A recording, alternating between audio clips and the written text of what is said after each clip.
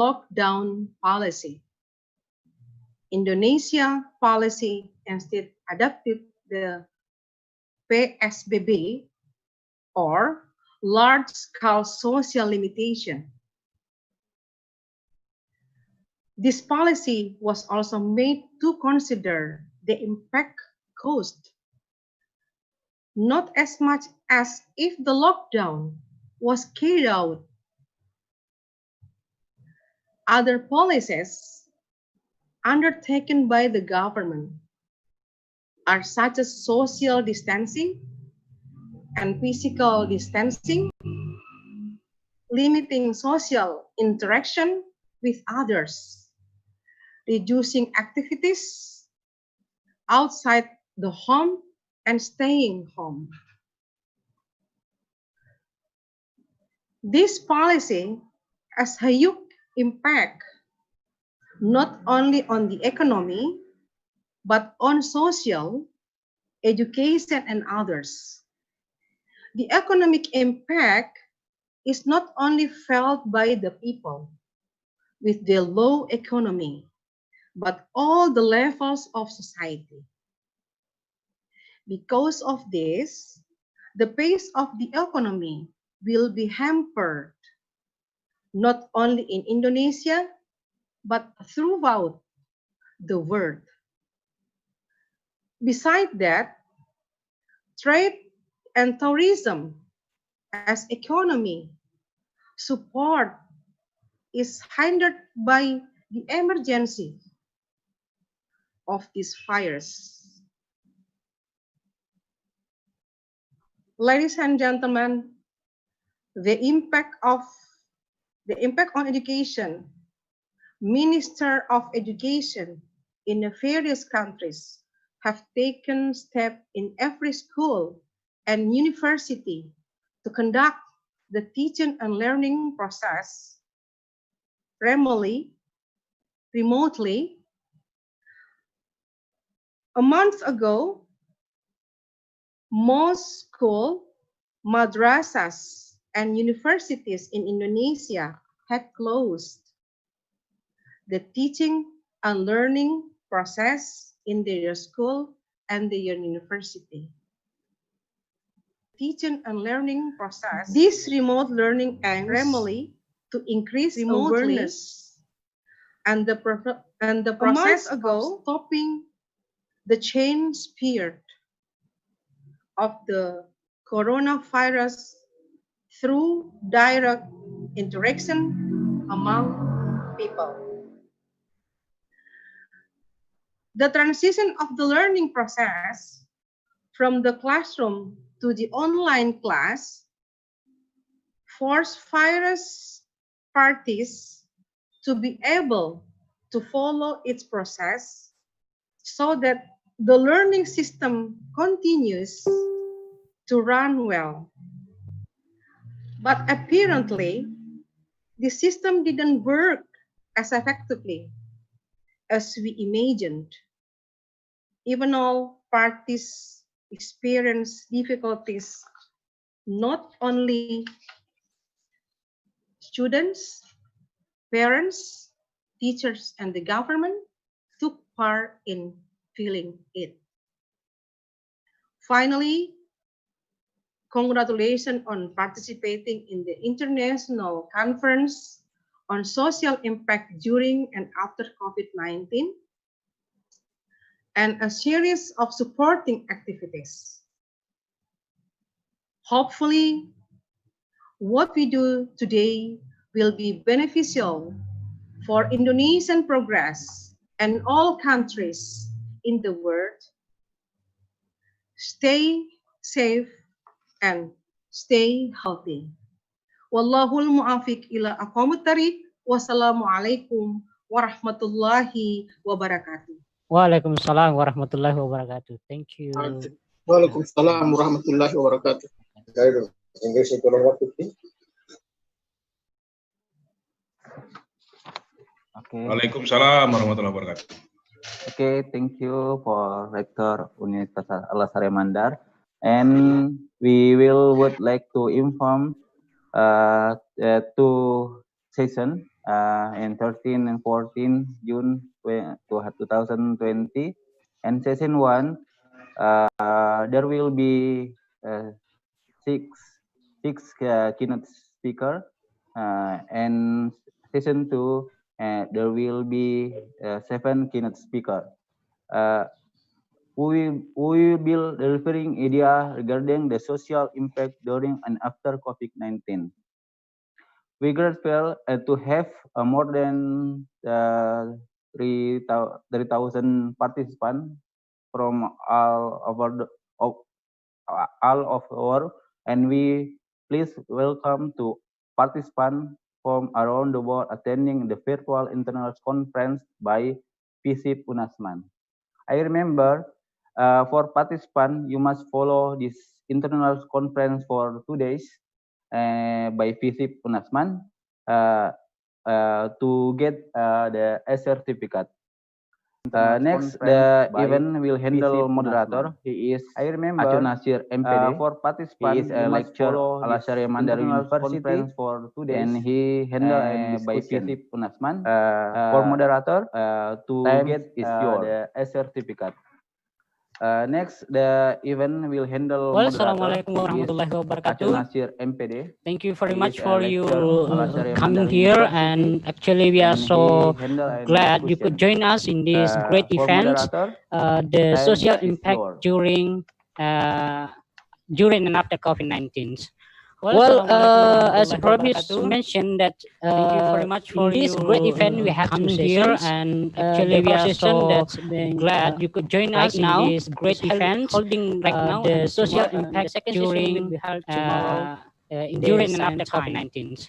Well, as Provis, ladies and gentlemen, finally we are here in this great event we have to in our main agenda, the presentation time from the finalists and finalists, 6 finalists from around the world.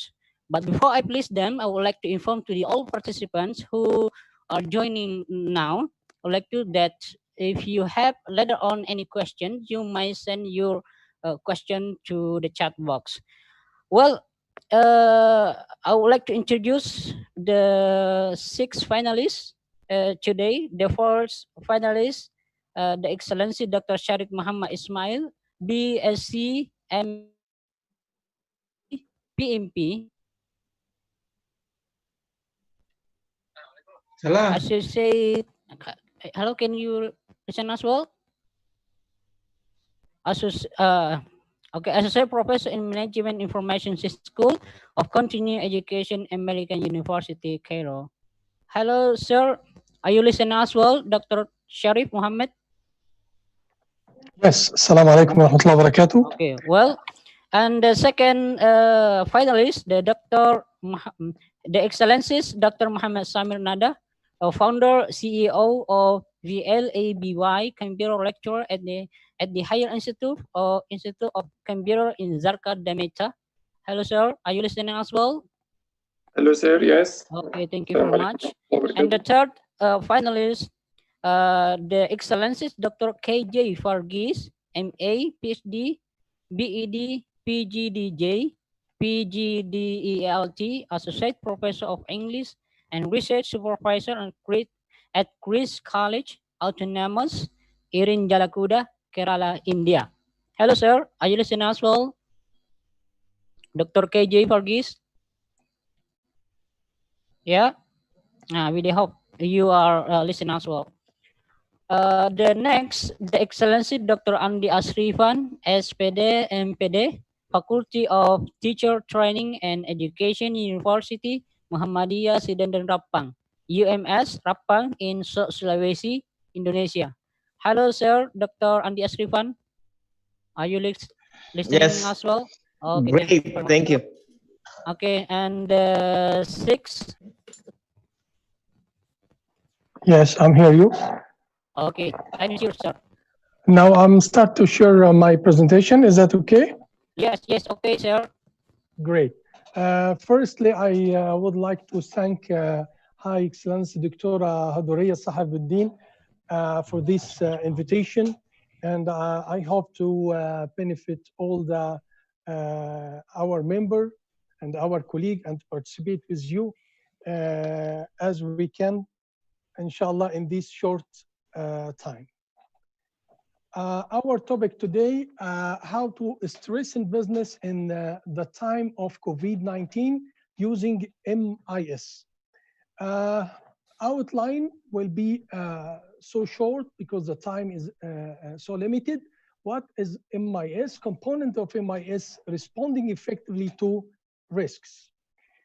The first question, what is MIS? MIS is what we call it stands for Management Information System, which we define as the development and use of information system that help business achieve their goals. This definition has three keys element: development and use, information system, business goal, and objective.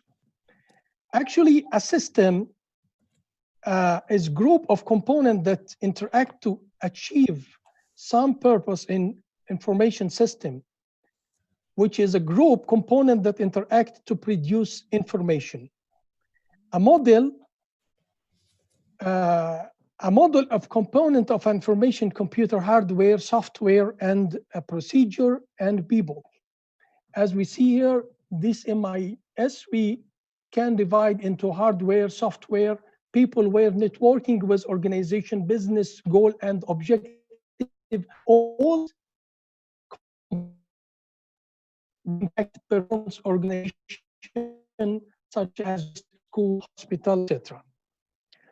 These components are present in every information. For example, when you use a computer to write a report, letter, for example, you are using hardware, computer, storage disk, keyboard. Software also you need for writing data, which will be words, sentence, paragraphs.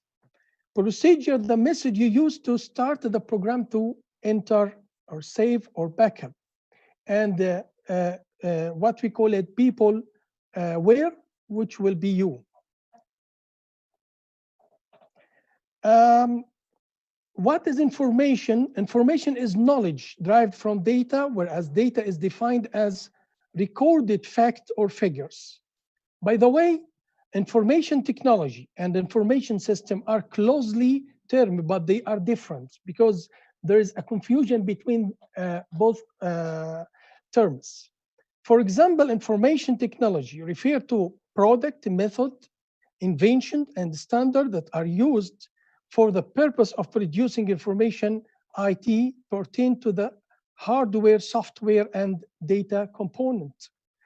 Whereas information system is an assembly of hardware, software, data, procedure, and people that produce information.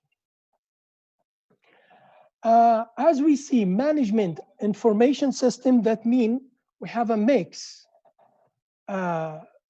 what we call it, mix between information system and the management. So we choose what we call it, it shows the very important part from management, what we call it, responding effectively to risk.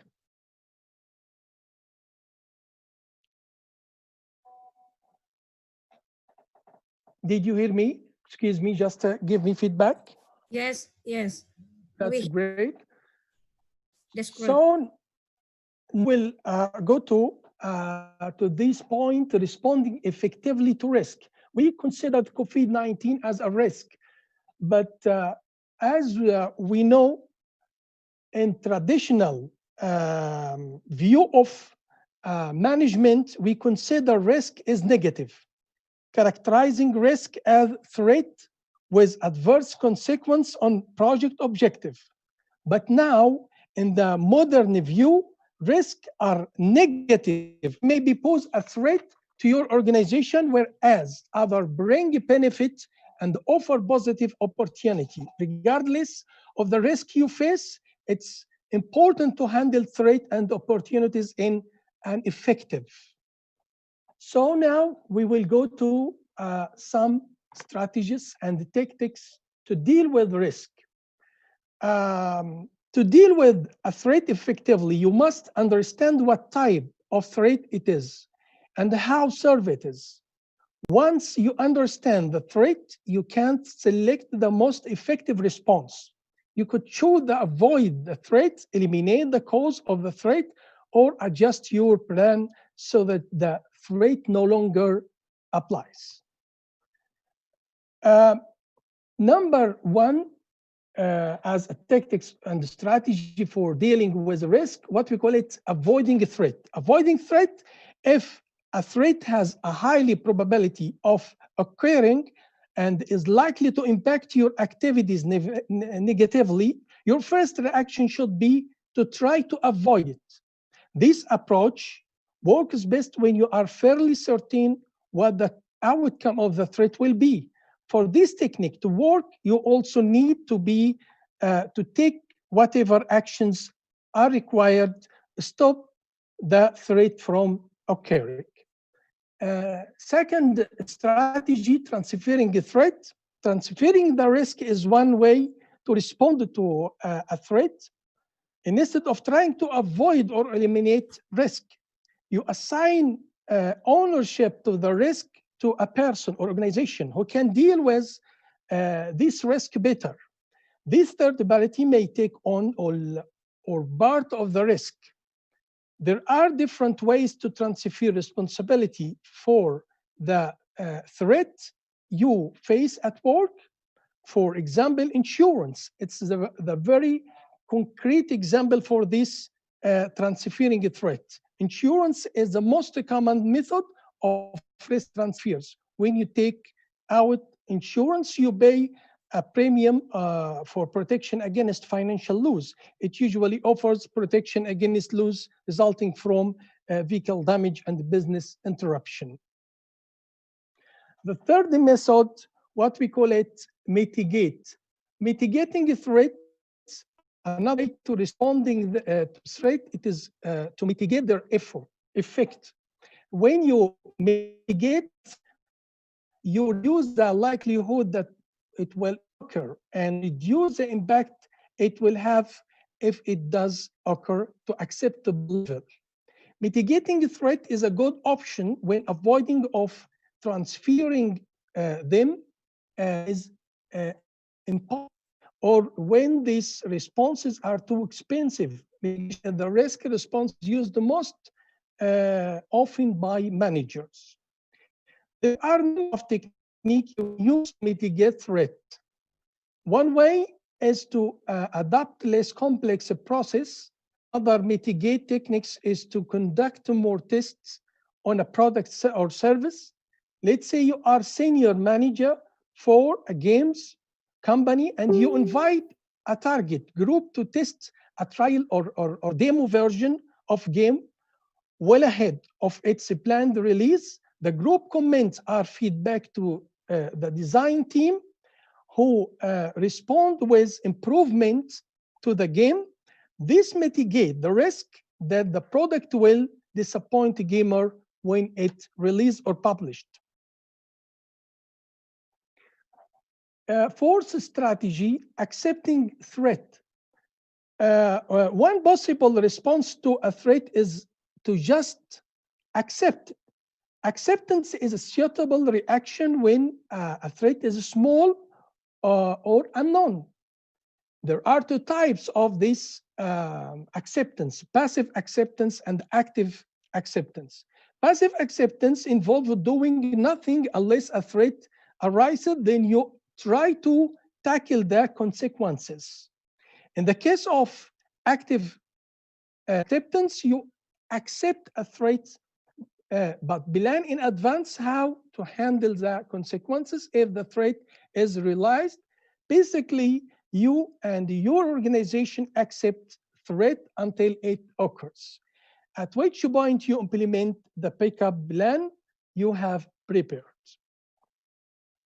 Responding to the opportunity effectively There are various responses to consider when an opportunity arises. You can exploit the opportunity to make sure it occurs. You also share the opportunity with another party. Another option is to enhance the opportunity you are facing. Or on the other hand, you could choose to simply accept the opportunity and move forward. You need to know when precisely you should use each of these different responses. The last strategy I will mention, contingency responses strategy.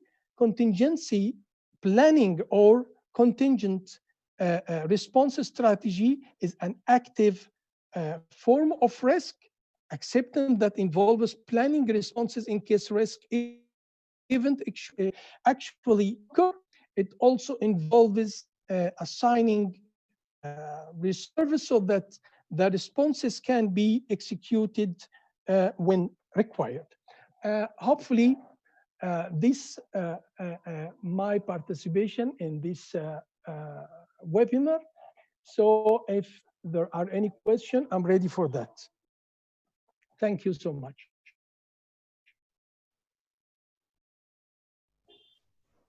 Okay. Well, okay, thank you very much. That's it, the presentation, great presentation that has been delivered by Dr. Sharif Muhammad Ismail, BSc. Well, ladies and gentlemen, before I place to the second finalist, I would like to inform that if you have any questions, please send to the chat box. And in the end of the meeting, in the end of the presentation sessions, the committee will select to be answered from the finalists.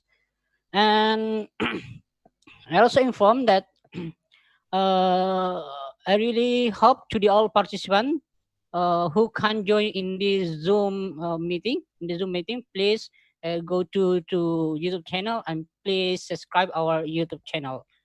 Well, that's a presentation that has been delivered by Dr. Sharif Muhammad. So we move to the second finalist, Dr. Muhammad Samir Nada, the founder and CEO of PLABY, Computer Lecturer at the Higher Institute of Computer in Zarqa, Demeter. Hello, sir. Are you listening as well? Dr. Muhammad Samir Nada. Are you ready, sir? He is unmute. Okay. Are you listening as well? Mute, mute. Sir. Please mute your Open. your microphone, sir. Okay, Okay. okay. Hello. Yeah. Okay. Thank you. Okay. The time is yours, sir. Okay. Thank you so much. And it's a pleasure to me to participate in this great conference. And also, I'm very happy to share with you the role of VLAB platform to facing the coronavirus crisis. At first, I'm pleased to introduce myself to you. I am Mohammed Samir Nada, founder and CEO of VLAB. I am PhD researcher in education technology at Damietta University, and also computer lecturer. And also, I winner of the Alexo Prize of Arab mobile applications. I was selected among the best educators in Africa by the African Union for 2 years, and also I was selected among the best innovators in education in world by United Nations in Vienna to participate in this conference. So, as you know, the science experiment is very important to increase understanding of our student. But unfortunately, we have many problems due to coronavirus crisis, due to closed and crowded labs, and there are many dangerous experiments, and also lack of chemicals and lack of times, and also the cost of labs setup. Okay, so we create the first virtual labs platform for school students in MENA to allow them to conduct all science experiments in an online environment that simulates the traditional laboratory and has all lab equipment and chemicals and customized means student according to his curriculum. So we provide to them the science experiment anytime, anywhere, and also without any danger, and also save time and save money for the student. With very easy, a student enter to vlabi.com and then select his experiment and then log in virtual lab to select tool of the experiment from library and then conduct all steps in virtual table according to his curriculum, and then learn all information about this experiment with practically, and also the Blackboard include all information about this experiment and also some interactive activity and test out this experiment. This video show some experiment in our platform in different fields, chemistry and physics and geology.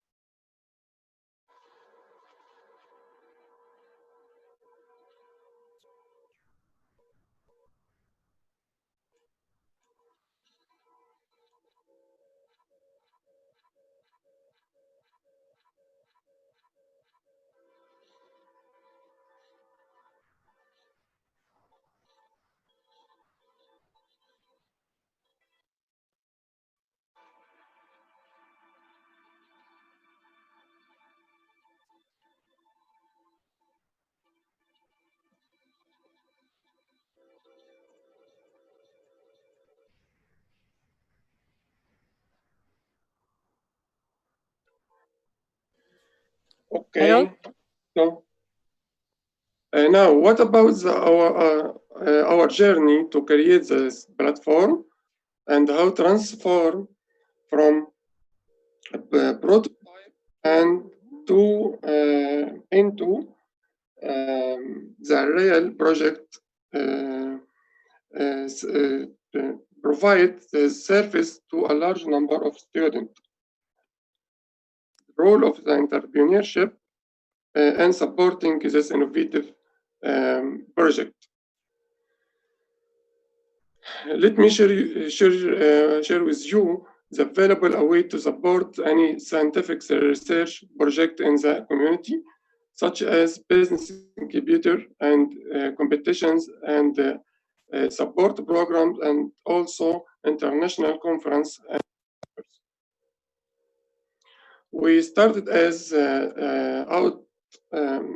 outcome of science research of my PhD and my master in education technology. So it is very important to link the research study with social needs. And then we joined FIP's business incubator at Cairo University. It helped us to convert the prototype to MVP. Then we joined with some program to support us in develop our platform, and with more professional, we joined with Innovate Egypt and made up a program. Also, we won in some local and international competitions, such as adventures in Techni Summit and Alexandria, and also Transformer Roadshow in Islamic Development Bank. Finally, we selected by African Union to participate in Innovating Education in Africa Expo in Botswana, and also to participate in Zero Project in United Nations office in Vienna. Okay. Just start our marketing this year, we reached 20,000 students, and we plan to reach 200,000 in end of this year. We make all subscription is free due to coronavirus crisis this year. Sorry. We always follow our student and their comments and on VLab platform, and also our Facebook page. All of this was due to wonderful team in all area and all fields, and also have a great chance in their work in science and in technology and in education technology and in graphic designer. Finally, I thank you so much for your listening. I hope to enjoy our visiting in our platform VLab, and thank you so much.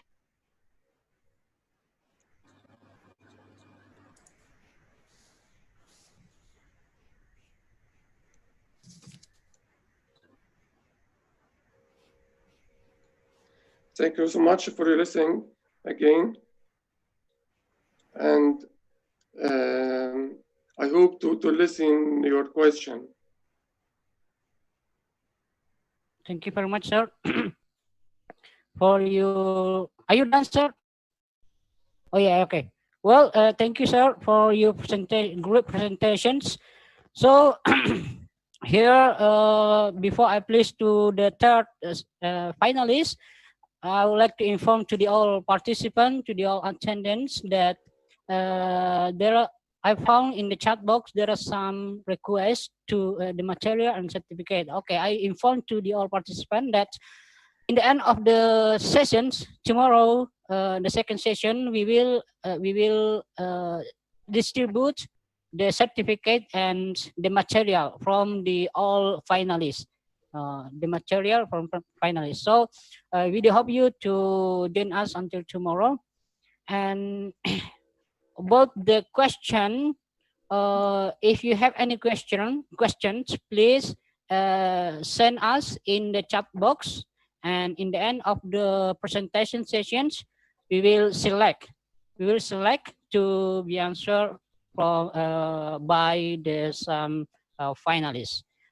Okay, ladies and gentlemen, that's great explanation from Dr. Muhammad Samir Nada. So we place the third finalist, Dr. KG Fargis, MA, PhD, BEd, PGDJ, PDG Delt, Associate, Professor of English and Research Supervisor at Christ College, Autonomous, Irinjalakuda, Kerala, India.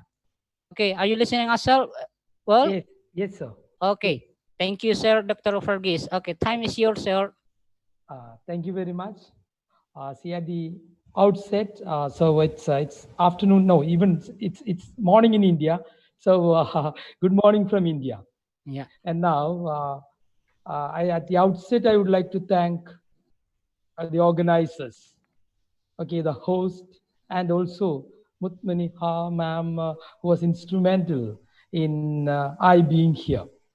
And I would like to speak on education. I'm a professor of English So naturally, I think I should be speaking on education. What would be the impact of COVID-19 on education, and how, whether, of course, we have threats, we have hurdles, but we have opportunities and possibilities. And I'll be concentrating on the opportunities and possibilities. Of course, the threats and also the challenges are there. So I shall start sharing my screen, sir. Okay.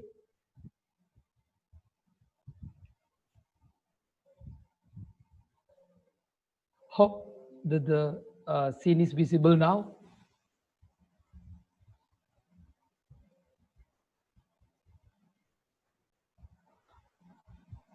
Yes. Sorry, my topic, as I said, is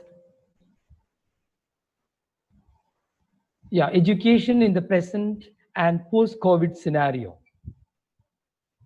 Okay, to begin with, education is the process of facilitating. See, I'm talking in terms of very ordinary people or for the layman, because I know there are a lot of public are attending with teachers and students, learners. So education for everyone is the process of facilitating learning or the acquisition of knowledge, skills, values, and beliefs and habits. So we all know what education is. And what would be a good education? A good education should equip us as competent participants on the path of lifelong learning. And it also goes beyond the accumulation of facts and acquisition of skills, and it should help us learn how to learn. Okay, then only we can be a lifelong learner, students, teachers, and even the public. See, as far as informal education is concerned, every person is learning every second. And a good education is not an end in itself, but it is a starting point. So here, at this COVID scenario, what is the education going to be? Or I think we can divide the whole thing into BC and AC. BC means before Corona, and AC is after Corona. So what are we? How are we going to face this our educational challenges and opportunities? I mean, in the course. And see, COVID-19, there are a few educational implications. See, we are going through this process, and there are lockdown, and there are social distancing. So students cannot come to the schools and colleges and universities. So naturally, there is going to be a paradigm shift, a big change in our teaching learning process. Even after Corona, the social distancing may be a norm, where maybe for 1 year or so, social distancing will be a norm. So naturally, we cannot expect students coming to our colleges for a very, maybe in coming months. And there'll be a shift from brick universities to click universities, and brick and click universities are going to exist. So let's see what are the main educational implications as far as teachers are concerned. See, there are tremendous challenges to teachers. We'll have to rethink our basic tenets, basic ways of teaching. Okay, it is going to change. We'll have to incorporate technology, online platforms. Remote teaching has become the order of the day. So there is a rethinking of basic tenets for teachers, and of course for students and also for parents. And teachers should deploy media in creative and productive ways to meet these challenges. Then only we can teach them, because teaching is often said to be reaching. Now we can reach our students only through media or the latest technologies. And it is our duty to restructure education to respond progressively and constructively to the social and technological changes. There are a lot of changes happening in the society because of COVID. See, I mean, places are some places are locked down. In India, many places are containment zones where we need to teach our students online. And many of our teachers are finding it a bit difficult because they think that they are digital immigrants. Our students are digital natives. They can easily handle almost all gadgets, electronic gadgets, where our teachers are a bit resistant. But we have opened our schools, we have opened our colleges, but no, without students. Students are at home, and teachers are mostly working from home. So this situation, we need to depend on technology, the latest technologies. And most of our teachers have come in contact with or are now getting training on different platforms, online platforms like Zoom, WebEx, Google Meet, whereby, and also our students are also, and there are a lot of, because yesterday I was interacting with my students and they said, sir, there is a big data loss when we use all these platforms. Okay, they don't have enough data. That was one complaint that students had, and teachers are also finding a lot of connectivity issues. So it is our duty to restructure education to a certain extent to meet the challenges. And see, the digital age, our learners are digital age learners. Okay, they are born into a world of digitization. They are net generation learners, they are millennials, electronic communicators, they are multitaskers. They can do the same thing at two or three things at the same time. And they are multimedia learners, which means they need to learn through different senses. Okay, all senses, they are happy. So when multimedia comes, it's a multi-sensory learning that multimedia offers. So naturally, they are quite happy now. Online collaborators, they collaborate. So our students are digital natives and they can learn in different ways. Okay, all these possibilities are there.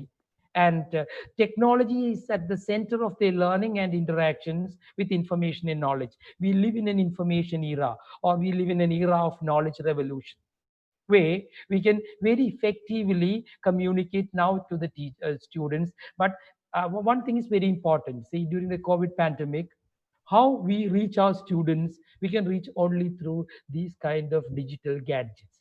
And how prepared are we teachers? And there is a big role for parents to play too.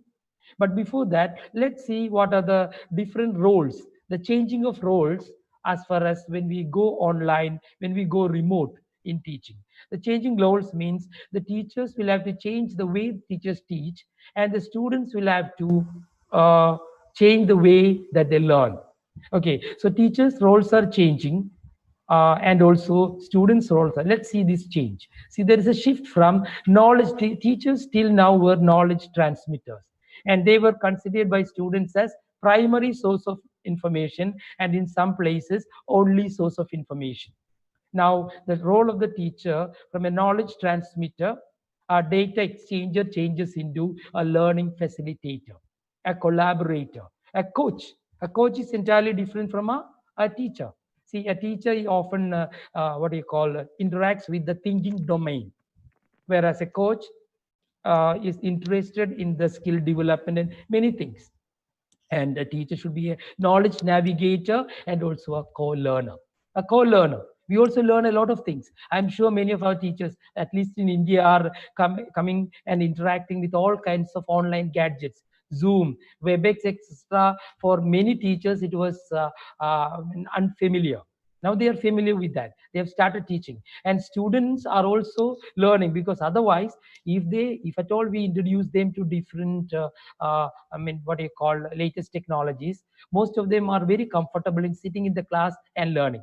Most of them, both teachers and students are comfortable face to face journey, meaning. But I should say, our teachers and learners, this is a Excuse me, big sir. yes. Hello, sir. Excuse me. Yes. I just remind that you have passed 8 minutes, so you have 2 minutes left, sir. Oh, 2 minutes. I was told 15 Oh, yeah. minutes. Sorry. Okay, I'll make it fast. Maybe I need 5 more minutes. So, learning facilitator, teacher. So, teacher controlling and directing all aspects of learning. See, teacher was a sage on the stage, but now teacher is a guide on the side. And students will have to also change. Okay, they should be self-regulated. See, this is the paradigm shift. Teachers, this is the teacher. A teacher's uh, our responsibility is to introduce our students to all these platforms, because all these platforms are just one click away. Another one is flipped classroom. Flipped classroom, see, in conventional traditional classrooms, what happened in the classroom was which catered only to remembering and understanding level of our students. And see, applying, analyzing, and evaluating was done outside the classroom, which often never happened. But now in flipped classrooms, in your classrooms, we teach them online. So the remembering and understanding part is taken care of online. And if at all we come in contact with them, we can develop their applying, analyzing, evaluating, and creating skills. Now, see, this is it. This is a COVID impact. See, in the beginning, see who become, now you can just reflect in the where will you be placed?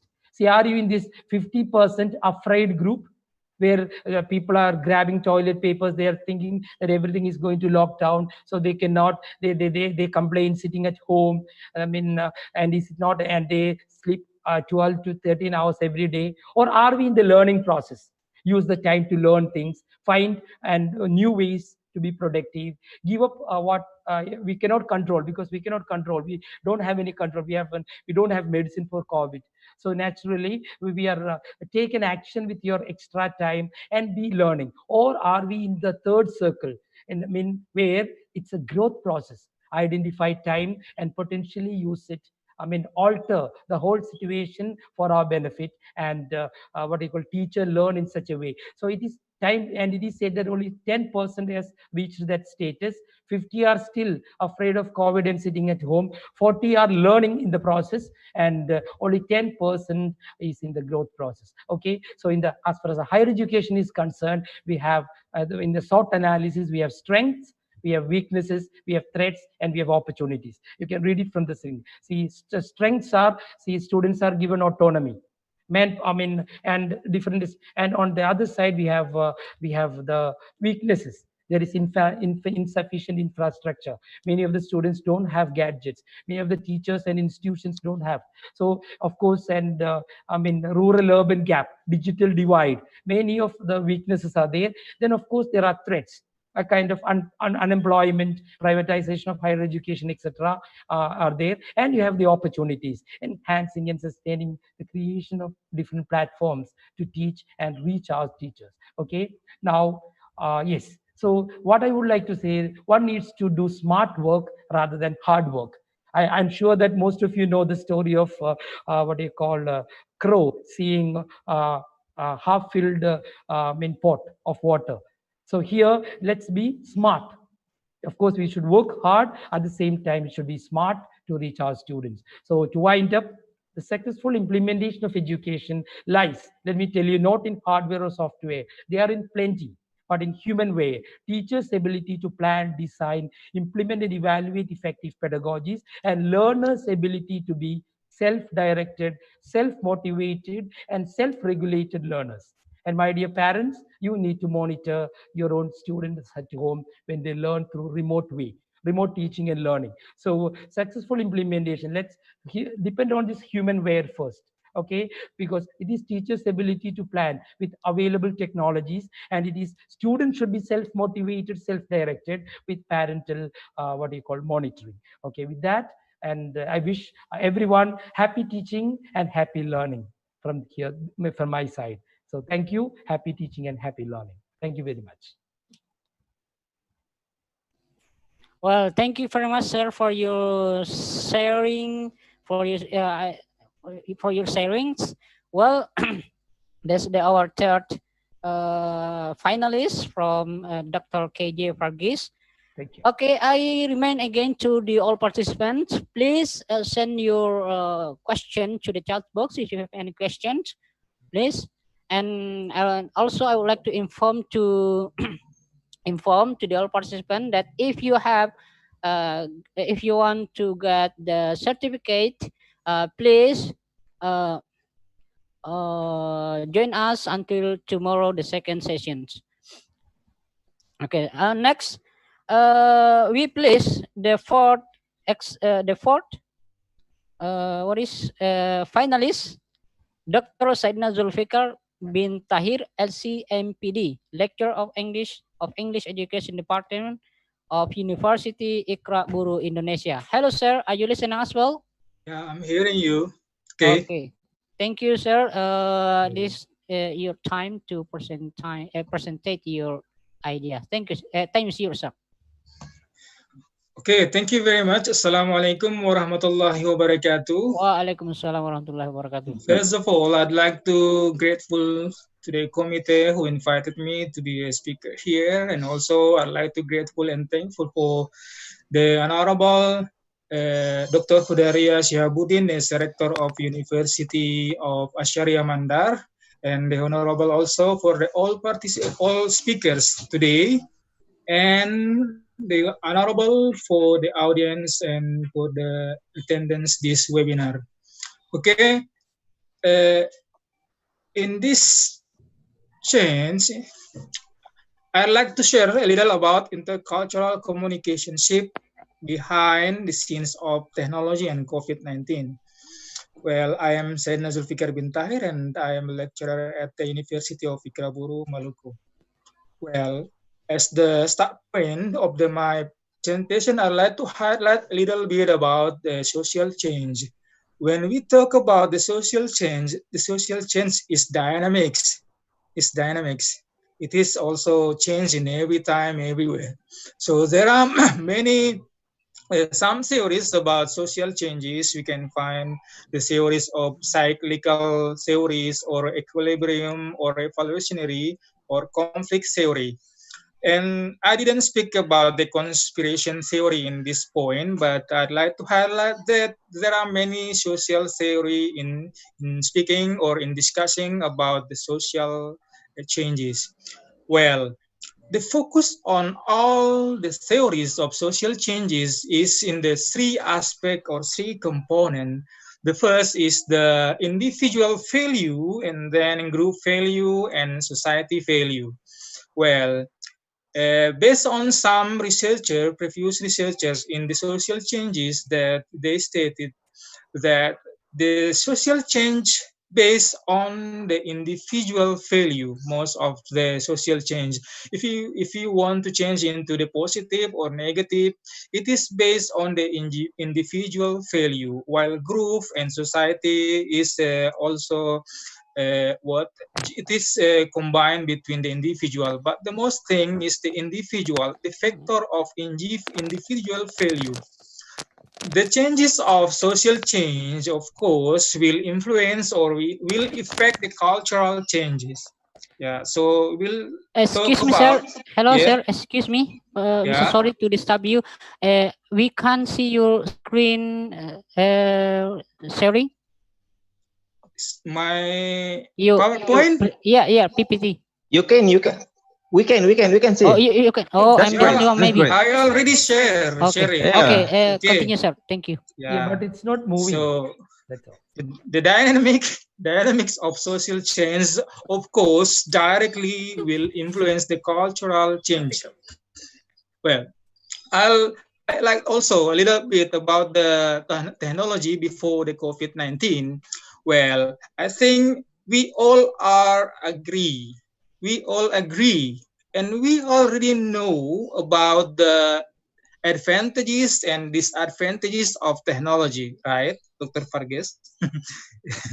Yeah, we already know about advantages and disadvantages of technology, but what I gave in my picture on my slide here, I just combine between the value of human life or social life before and after the technology development rapidly. So before the development of ICT, we see that the family that we are expected and hope the beautiful things in our family, but the case after the development of technology, we will see the pubbing. The phenomena of pubbing also occurred in our family and also our society. And in the left side of the picture, we can see that the communication between society, between friends, between office mate, yeah, it is very quiet, very lovely relationship. But in the right side, when the rapid development of technology, all people, all person are busy with their phone mobile without aware of or conscious about people around them or their friend around them. So we can see on the slide that all people, they meet each other in a restaurant or in any places, but the value of meeting is not reached because all person or each person is busy with their mobile or gadget. Yeah, this is a little bit about before COVID-19. And after COVID, you'll see that there are some regulation from the government and WHO, yeah, about the interaction that they put the about the social distancing, keep at home, stay at home, work from home, study from home, and we see the interaction and communication between people in the daily in the COVID situation is changed where we can see that they what the distance between one and to another is far, and also the conversation or the interaction and communication between them, while in the we can see also the phenomena occur in the train and also in the school, while the face-to-face learning shifting or transferring to the online learning, while the student learn by himself alone at home. And also we can see that the value of religion, why the Muslim pray at the mosque, but they also keep in social distancing, such as also in the church. In the church situation also occurred like that. So any people will keep this social distancing. Yeah. And also we can see some aspect of cultural changes in our society. We as Indonesian people, we have a custom to visit a patient in the hospital. While in COVID-19 situation, we can see that the patient is treated like a mummy, like a mummy. Yeah, because I mean the patient of COVID is treated like unnormal things. So and while the family of the patient is ostracized from society. It is a very sorry thing, very petty thing, very petty things that happened in our society. In the past, our culture, our custom is uh, to what to conduct some funeral with our custom, our tradition. But you see in the picture, in the COVID-19 situation, the funeral of the COVID death body is unhuman. Yeah, unhuman. We can categorize it is unhuman. Next, yeah. So this is the cultural dimension. When we talk about the intercultural, so we can see the cultural dimension, that is the value, the norm, the truth, the belief, and art and the dimension of culture. It is uh, will cultural interaction with will cultural or intercultural knowledge and skill. So when we live in a multicultural or in start from our culture, it is will make some intercultural communication that we have to be capable in our knowledge and skill how to communicate, how to interact with other people from another culture. So it is called by interaction, intercultural interaction, and intercultural communication when we realize, when we aware of the differences between culture, so we will have the cultural or intercultural competence, and then shift the cultural dimension as cultural paradigm, as mentioned before by Dr. Vargas, that the shifting paradigm. So this is the shifting paradigm due to the COVID-19. It is will impact on two things that I categorize as humanizing the human or civilizing the human. I personally disagree with with the phrase humanizing the human. I used to use the phrase civilizing the human, because our God already created the human in the perfect creation. So it is not appropriate to say that humanizing the human, but civilizing the human. So based on the phenomena, or based on the social interaction and communication in the period of COVID-19, these two categories will be happen. So we need to manage it well. We need to manage it well. If the personal as a personal people, we have to manage ourselves by knowing the advantages or benefit from the social distancing, or washing our hand, or using masker. So we have to aware of the benefit. We have to know it well for our health and also for other people's health. So if we realize them well, we can create civilizing the human. But if we treat the body or the patient of COVID like an animal, so we can reach what we call by we starting again for humanizing the human. Well, we have to manage it well. And in my point of view, that this situation in COVID-19, the cultural or intercultural communication in our day to day will start from monocultural cultural mindset, and then move to the intercultural mindset. And I think in the final of the uh, happen in COVID situation, we will back to monocultural mindset. So monocultural mindset, we didn't aware of the difference of people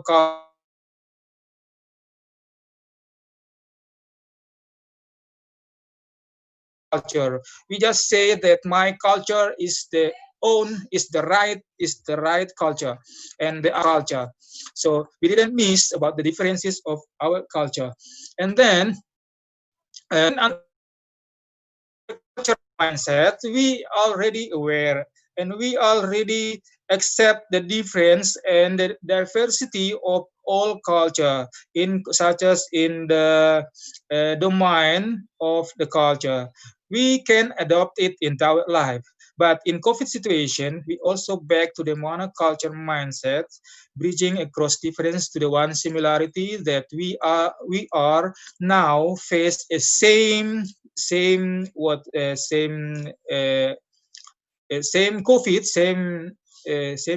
same disease that we already faced right now. So we can back to monoculture to fight again the impact of COVID-19. And I think the things will back again and change, like a butterfly change its skin, and also like a snake change its skin to be born in a new cultural or intercultural Excuse me, sir. communication. To interrupt you Okay, again.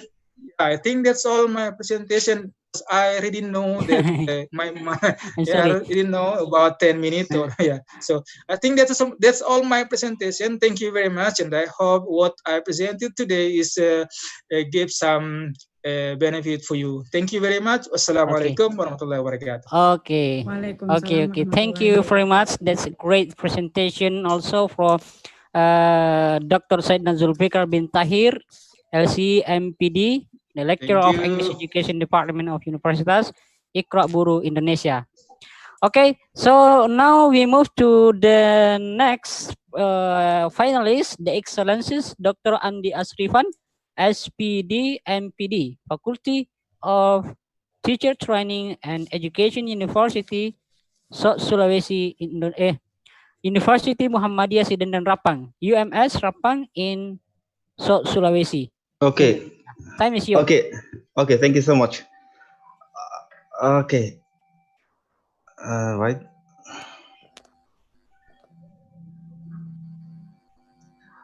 Okay, thank you so much. Assalamualaikum warahmatullahi wabarakatuh. Waalaikumsalam. Good afternoon from Sidin Rapang, that's a regency in South Sulawesi. First of all, I would like to thanks to my Excellency Rector of Universitas Al Syariah Mandar, to the faculty and staff for the invitation. Thank you so much for the all speaker and then all the participants.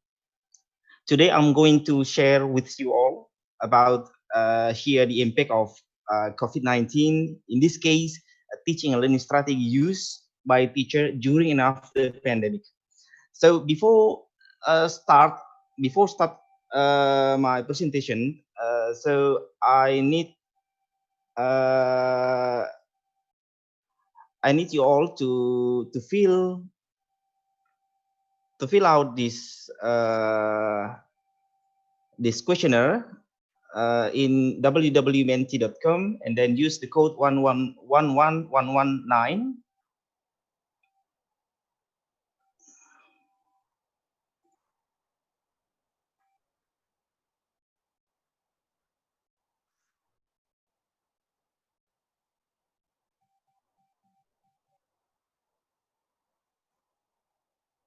Okay. Okay, please feel free. Reminded in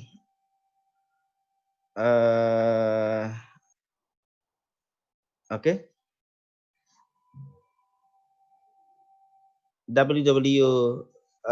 menti.com and then use the code 11119. We just want to know about your previous knowledge about what is the COVID-19 itself. Okay, because the time, we have limited time, so let's move. 20% SARS-CoV and 67% on 69% SARS-CoV-2, and then MERS 8%. So most of the participants understand about what is the COVID-19 itself. So let's move to the next question. What type of activity are you doing to keep your children engaged in learning at this time? You may, this is multiple answer. You may choose more than one. What type of activity? There's email, website, LMS, social media, chatting, or other. Okay. Okay. Wow. Most of the participants use social media chatting. Okay, website 2020. Okay, website 23%. LMS, learning management system 8%, and social media chatting 69%. Okay, so we move to the last question. Okay, how do you plan to deliver learning to the student post COVID-19? This is the multiple answer. There are 3 choices here. 3 answer: blended learning, face-to-face learning, or online learning. Wow.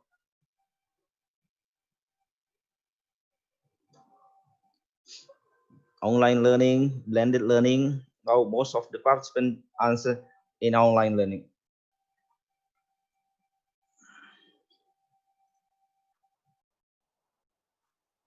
Okay, thank you so much for the all participants. Okay, so what we are going to share today.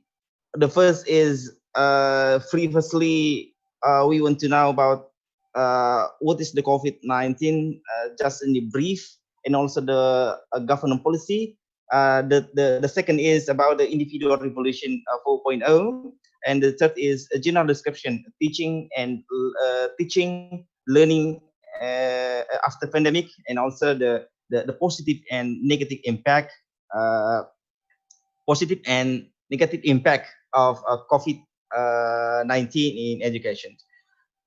So as we know that lately various countries in this world were shocked by the outbreak of the disease caused by the virus called COVID-19 or coronavirus disease 19. This virus initially began to develop in Wuhan, China, based on the information from the WHO, where WHO declared that outbreak of the COVID-19 virus as a world pandemic today. So let's begin that the situation, the recent situation in Indonesia, that in Indonesia, 11 June, we have more than the 700,000, and then in global more than from the 216 countries in the world, confirmed in positive more than 7 million. That's why in WHO,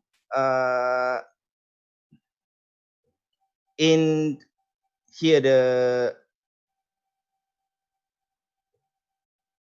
in 13 March, COVID-19 by WHO convened that that coronavirus is a world pandemic today.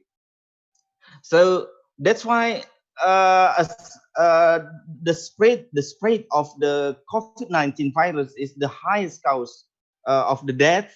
That's because our government, especially in Indonesia, try to implement some recommendation that one of the effort made by the government of Indonesia to carry out physical distancing, namely and appear to keep distancing between the people, avoiding activity in all form of crowd gathering, and avoid meeting that involve many people. These efforts are aimed at the public, so that can be done to break the chain of the spread of the COVID pandemic that is happening right now. Behind the problem and complaint, it turned out there are also various lessons from for education, especially in Indonesia. Among them, student and teacher can master technology to support online learning. In this area of increasingly sophisticated technological disruption, both teacher and student are required to have ability in the field of learning technology. Mastery of student and teacher of learning technology that is very varied become a challenge for them. With the work from home or WFH policy, it's able to force and accelerate them to master digital learning technology as necessary for them. That's our challenges. So this is about the Indonesian government policy for COVID-19. We have 3 regulations here from the presidential decree or Kepres, from the Minister of Education, and also from the circular number 3 in 2010 about the prevention in education unit. This is just how before pandemic come in our attack our country. I think industrial revolution is rise before the pandemic. As you know that in industrial revolution 4, we are now here. It started from 18 and then moved to 19 and then 2000, and then now we are in the factory activity are integrated through massive use of wireless technology and big data. That's the same of the Dr. Muhammad Nada. where he can build the platform of Filabi. That's awesome. That's awesome. That's the same platform in Indonesia used in this situation, like rumah belajar, right, like that, or spada for dikti for higher education. Uh, the This is the phase of current world economic activity where we have in the sharing economy, in e-education, in e-government, cloud collaboration, marketplace, online health service, a smart manufacturing, smart city, and smart appliance. All the system here, we just need online system without any face-to-face meeting uh, with the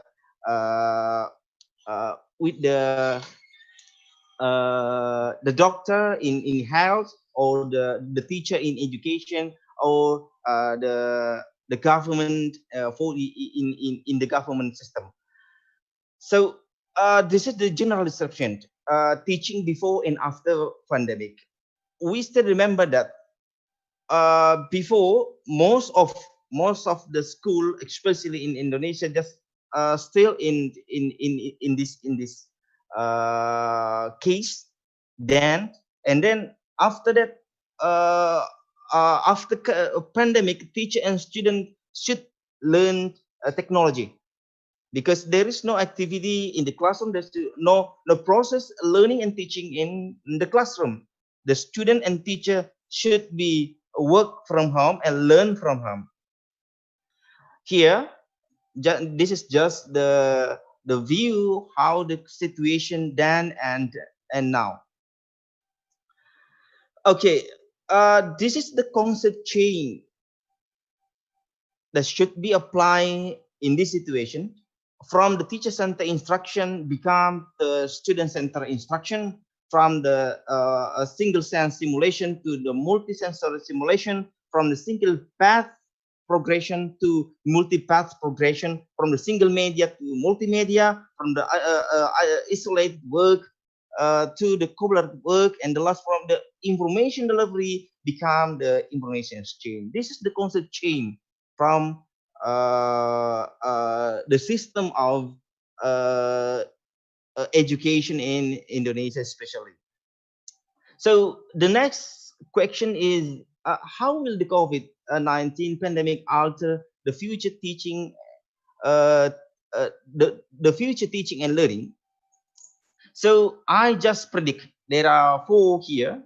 The first is, I think a blended learning will dramatically increase. In this case, that the remote teaching and learning effort, that all the professor, all the lecturer, the teacher are now engaged in do not resemble what we think of a traditional online education. Quality online learning program are high input operation, require both time to develop and significant investment to run. Many of us are worried that that the rapid shift to remote learning will tarnish the reputation of online education. So this is not mean however that the COVID-19 necessitated move to the universal remote teaching will be all bad for student learning. This is my prediction, just the prediction based on some information and then the condition right now. The first prediction is blended learning will dramatically increase, and the second is online learning will be strategic priority at every institution. Very few colleges and universities are doing absolutely nothing with online education pre COVID-19, I think. There was wide variation. However, in the degree to which online learning was central to an institution's strategic planning. And the third prediction is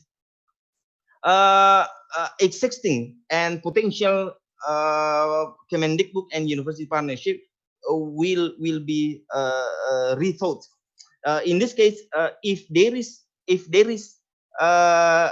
is one big thing that COVID-19 has taught us, it is that is a mistake to outsource a core educational capability. Teaching and learning are core capability of every single institution of higher education. School that invested in their learning design resources by both hiring instructional designer and by reorganizing a campus learning organization into integrated. Excuse me, sir. I'm so sorry to Okay. stop. Okay. Your time.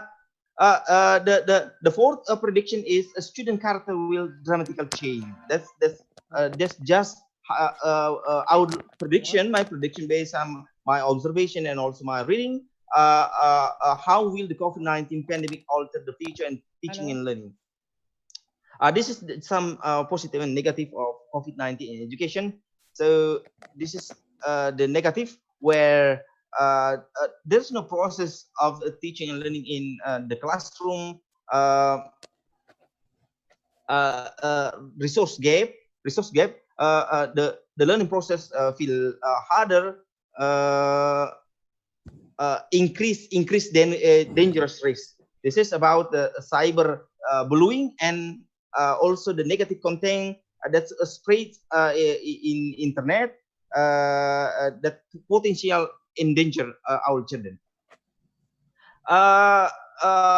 Unpreparedness also, because some of the teacher and also the student are still low in mastery technology, limited facility and infrastructure, and also internet network and and awareness of parent, teacher, school, and also the government. This is the positive impact.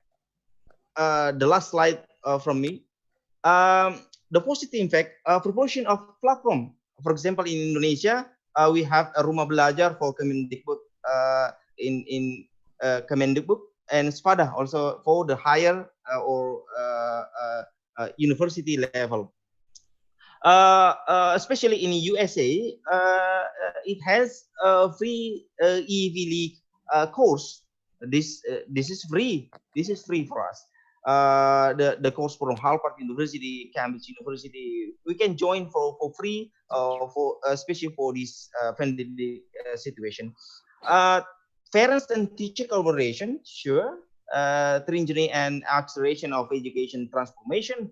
The emergence of unlimited creativity, and the last is building positive mentally. I think just actually still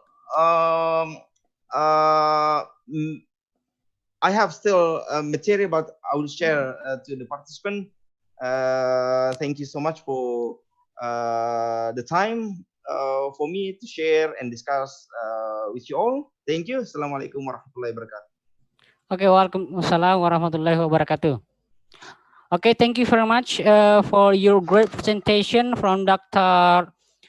Andi Asrifan, SPD, MPD, Faculty of Teacher Training and Education, University Muhammadiyah Sidan dan Rapang, or called UMS Rapang in South Sulawesi, Indonesia. Thank you. That's a great presentations. I remind again to the all participants, if you have any question, please send to your to our group chat. And in the end of the presentation session, we will pick it up to be answered by the some finalists. So we move to the last finalist, the only women finalist. In this case, Dr. Mutmainna, SPDI, MPD, Education Faculty of University Al Azhar Mandar, West Sulawesi. Time is your, ma'am. Okay. Are you listening us, ma'am? Yes, Oh, listen okay. me. Time is yours. Okay, thank you very much. Bismillahirrahmanirrahim. Assalamualaikum warahmatullahi wabarakatuh. Alhamdulillahi hadana li hadza wa ma kunna linahtadiya laula an hadinallah. Asyhadu an la ilaha illallah wa asyhadu anna Muhammadar Rasulullah. My Excellency Prof. Fisip, Muhammad Nada, Prof. Fargis, good morning in India and Egypt, and good afternoon, Indonesia. My Excellency Dr. Said Zulfikar, Mr. Randy, and all of the participants today. Thank you. I'm delightful to be here in this international conference webinar. Excuse me, you hear me? Yes. Okay. Here, and I will share, today I'm gonna share my presentation based on my experience about COVID-19 and its social impact on education sector during and after COVID-19. And then our main news today, we are going to discuss about COVID-19 trend. Actually, most of the speakers have been shared about the COVID-19 trend. And then what about the phenomena in education, school out and class on, and the last, the social impact in remote teaching during and after COVID-19. From all of the panelists, I've been here about the business, the social impact from a business aspect from Fisip, and what about the platform Filabi from Mohammed Nada, and then Mr. Dr. Zaitna Zulfikar about the social chain, and then interaction chain, value chain. This is because the COVID-19 trend about the intercultural aspect. And then Mr. Randy have shared about the COVID-19 in the same area with me, for Vargas, same with me, but I will share it to you the impact in education based on my experience actually. So here we are. This is the trend and issue during the COVID-19. Our society, our communication, our relation, most of them practice social distancing, physical distancing, and all of everything, our social activity we remove from home. Stay at home or work from home. This is the icon of the COVID-19. And what about the influence and the effect this COVID-19 when we are practice the social distancing and physical distancing? Here we are, you can see on my screen. Our community, our meeting from face to face, we are transformation into the virtual. We use medsos, I mean that social media, and in real activity, in real situation, we must keep a distance between each other. Our society keep distance between individual to individual, group to group, or individual to group. In my side, I'm not okay with this situation, but there are many benefits during COVID-19, and then we can meet each other in this virtual from around the world. And then what about the phenomena in the education? This is during the COVID-19. School out or closing school and class on, we create our classroom and we are building our classroom into the virtual community. And then this is the global issue. And let me share you about the condition before COVID-19 in education sector. We are now in the evolution in education. The evolution 1 in education and evolution 2. This is before COVID-19. The education point 1, evolution point 1 here, you can see in the picture. The teacher or lecturer is the only one resources. And then in the second, the evolution education point 2 use a blended. And then during the COVID-19, everything, our activities move into the virtual classroom, we are going to online. But I wanna make sure this about the differentiate between online, and then what about the blended, and what about face-to-face meeting in the education aspect. Here we are. To improve student 21st century communication, collaboration, creative, and critical thinking, we practice our evolution in education right now. We are teaching by blended or online full. We remote our teaching by synchronous strategy or asynchronous strategy. And then a new mind today, when you look this the zone, there are 4 zones here. The yellow zone, the green zone, and the blue zone. These all, they are low bandwidth or low technology. And the red one, this is the high bandwidth or with the high technology, like we are doing today. We are in the conference, video conference streaming by Zoom. This namely synchronous. This is the differentiate between synchronous and asynchronous when you remote your teaching, not only maybe in education, maybe in your activity, when you are doing a meeting or something like that. When you remote your teaching or remote your activity by streaming online, this is for high bandwidth and then high technology and high cost. You must spend much money to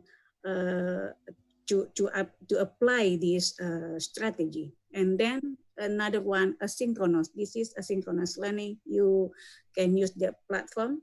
Maybe providers have been shared to us about the many platforms that you can use while you remote your teaching or remote your activity, your daily or social activity, by using YouTube, LMS, or using Edmodo, using WhatsApp. This is very familiar to us by using WhatsApp. This is very low bandwidth and minimum quota. And this is still synchronous and asynchronous.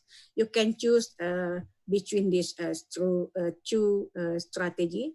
When you use asynchronous, this is online. Asynchronous include a blended teaching. And when I see the result from the Mentimeter from Dr. Andy, Mr. Andy, most of the participants choose online 64%, blended 27%, and face-to-face only 9%. And no matter when you wanna use the strategy synchronous or asynchronous, but you must remember, when you use a live streaming or online different between a blended. Online mean here full online, like we are in the conference. We are remote our meeting today, our conference today by online, and actually this is a rest of money and high bandwidth and cost, expensive cost. And then what about the social impact in remote teaching? Based on my experience, I am a lecturer, and then I will tell you the social impact while I remote my teaching by using asynchronous or asynchronous. This is maybe for the consideration during or after COVID-19. Here we are. You can see here my activity before COVID-19. I'm teaching by face-to-face. Actually, I'm very happy because we are a human being. We are doing our social activity. We are interaction. We have a relationship between.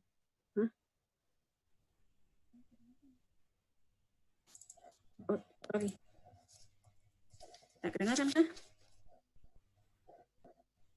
What happened? Do you hear me? Yeah, yes. That's clear. Okay, I interrupt by the committee that she is not listening to me. Okay, I'm continue.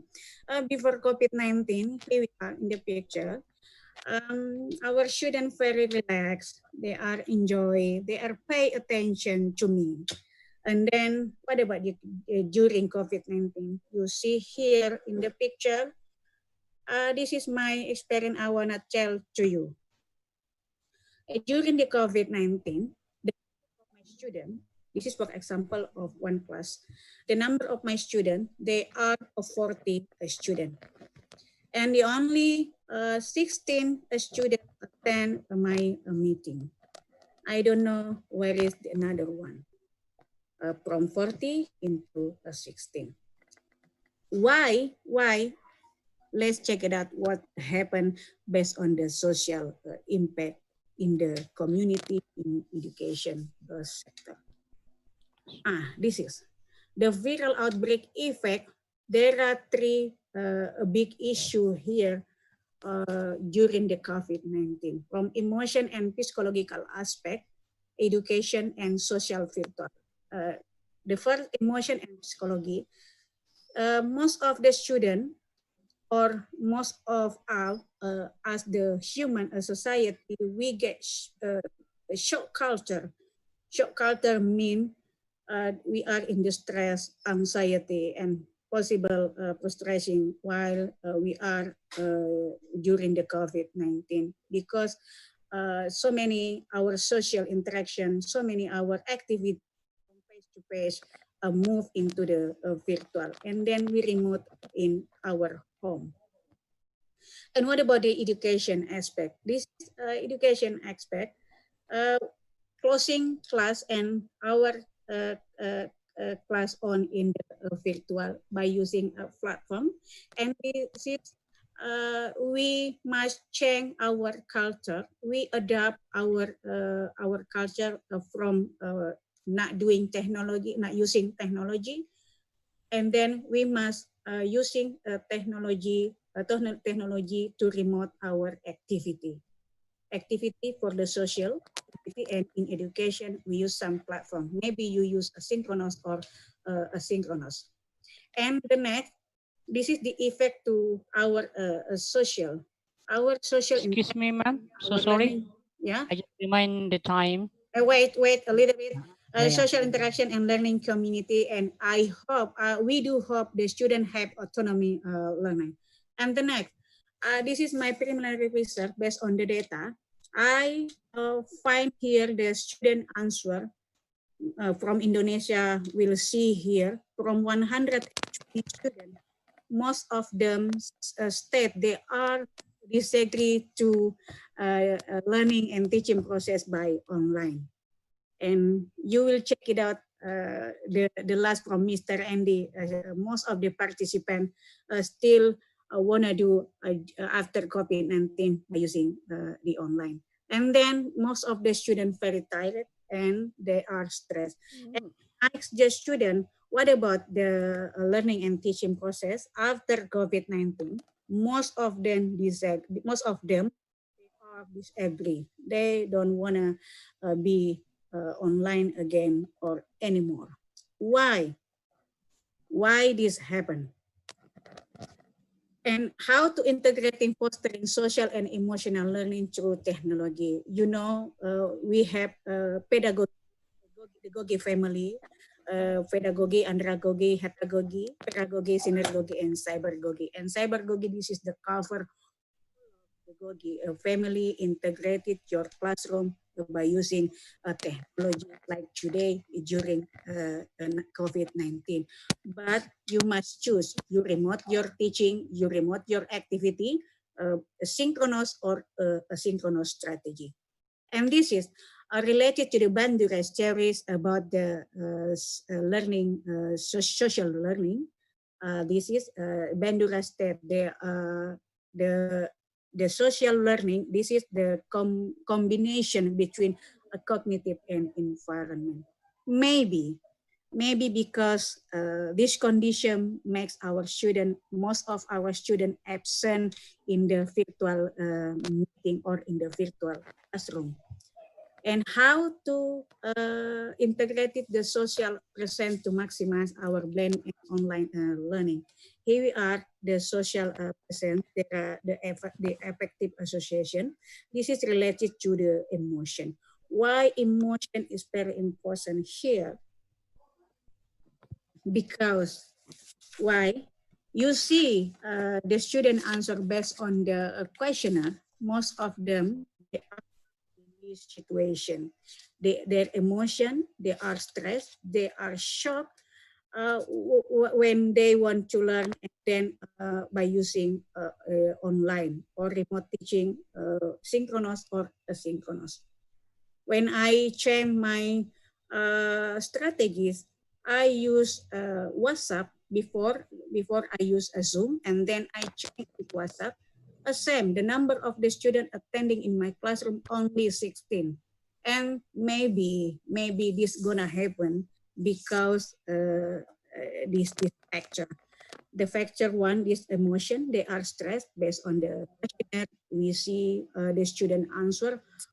Most of them they are not enjoy, they are not comfortable during online. Maybe from the this is a rest quota, and student cannot find the signal or low bandwidth or unstable connection. And what about in the social?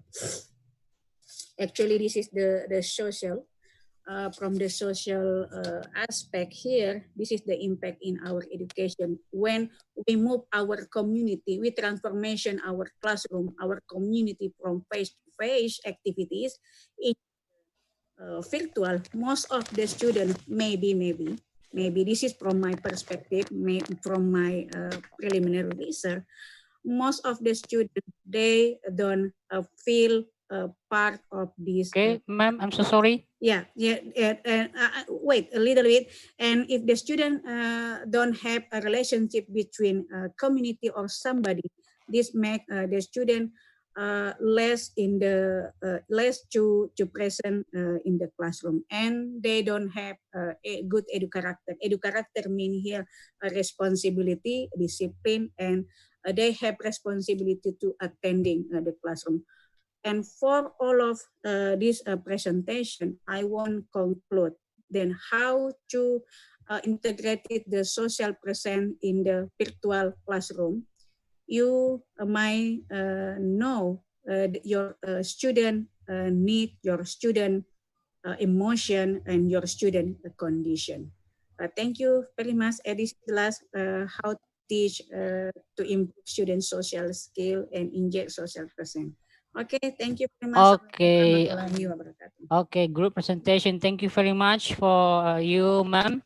And also thank you to the all finalists, the 6 finalists today. Thank you for your spare time to share your ideas, share your experience, and your presentations. And so finally, we now we are in the session question and answer. Okay, I would like to read the question from the YouTube channel chat box. The first questions, it's belong to, wait a moment. Mr. Acho, you are black. Yeah, it's belong to Dr. Sharif Muhammad Ismail, and also at once to Dr. Fargis, KG Fargis. One question belongs to 2 finalists. The question is, this only asks about what is actually social impact in business in VLABY during and after challenge and ability. It is and what is apakah sama kondisi? Is the conditions in your country, sir? Is the condition in your country same with Indonesian conditions in facing this social impact? You get my point, sir? He actually the point of the question actually asks about the effort that has been conducted by your governments related to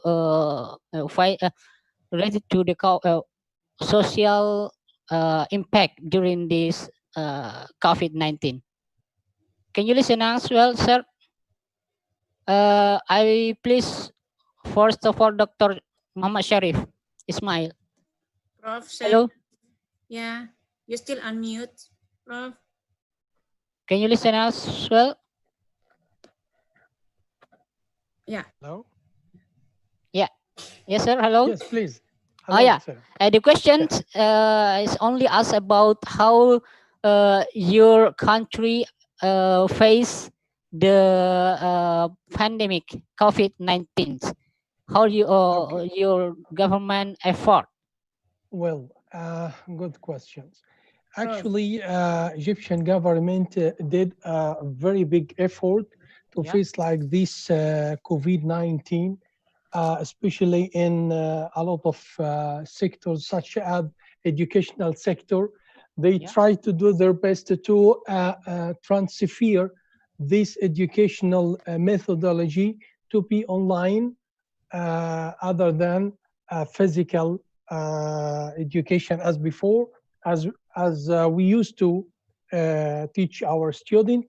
So this is we prepare from I think 3 years ago. We prepare to move or transfer this education system to be online or blended system. So when COVID, we face this problem or pandemic time, so we was ready to treat this problem. This is regard to the educational sector. If we talk about the business, actually, I think, as I mentioned in my presentation, there are various responses to consider when an opportunity arises. For example, this company, we call it a Zoom.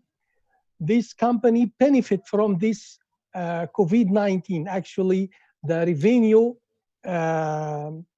increased than before. Okay. Also, maybe our brother Muhammad Nada talk about his system or his platform also benefit from this COVID-19. So the issue is how you will benefit from this pandemic or get the opportunity from it, because it is not only a risk, it is also there a lot of opportunity. We have to get it. To be in short, we are government effort is like this COVID-19 or Corona virus. That's it. Okay, thank you very much, sir. Okay, thank you for your answer. I hope the who asked can get the points. Okay, and you might everyone to the all participants, you might visit our YouTube channel to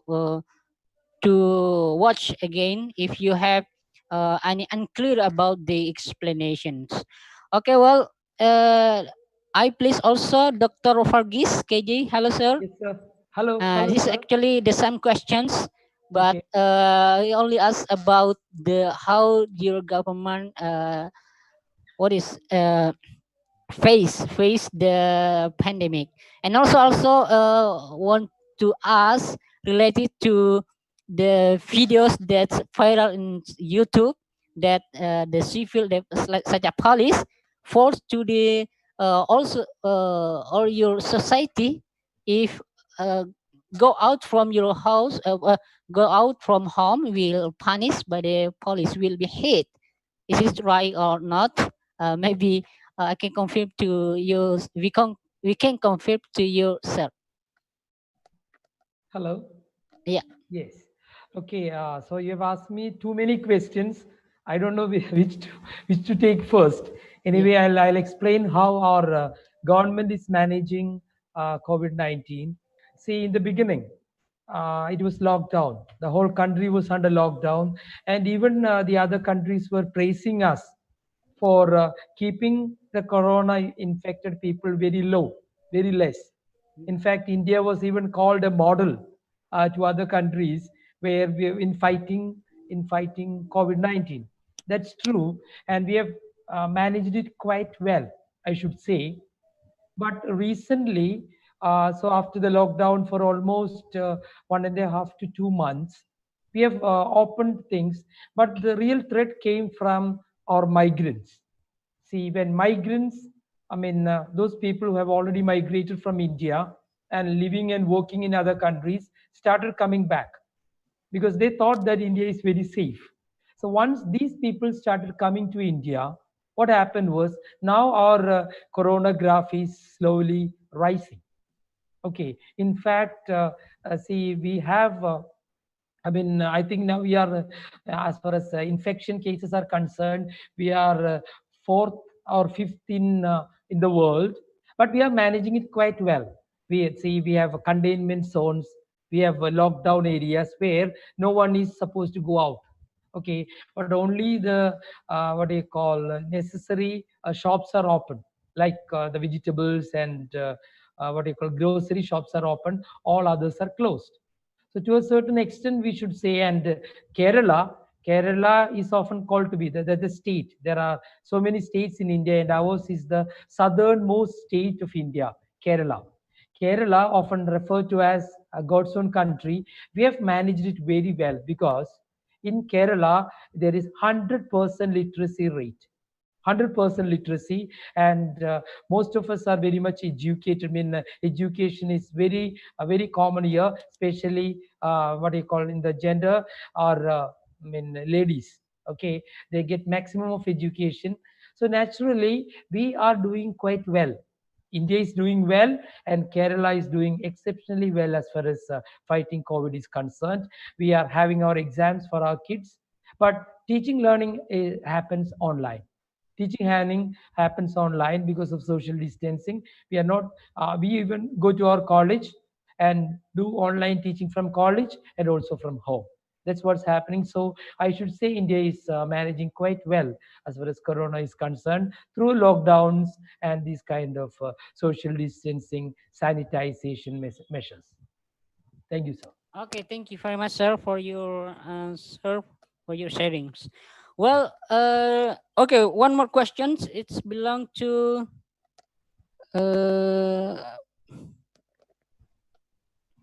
the question belong to Dr. Asrifan and Dr. Saidna Zulfikar bin Tahir. The question is, what is actually the correct strategy or correct strategies as a professor for us academic facing the COVID-19?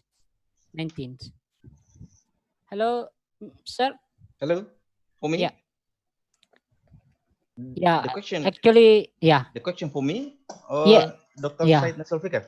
Okay. The simple question is try to learn technology.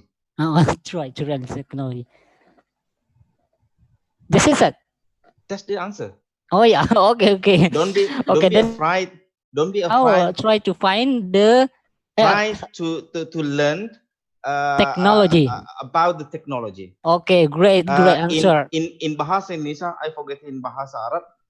Didiklah anakmu pada sesuai dengan zamannya. Oke. Karena dia hidup berbeda zaman dengan kita. Itu I don't this hadis.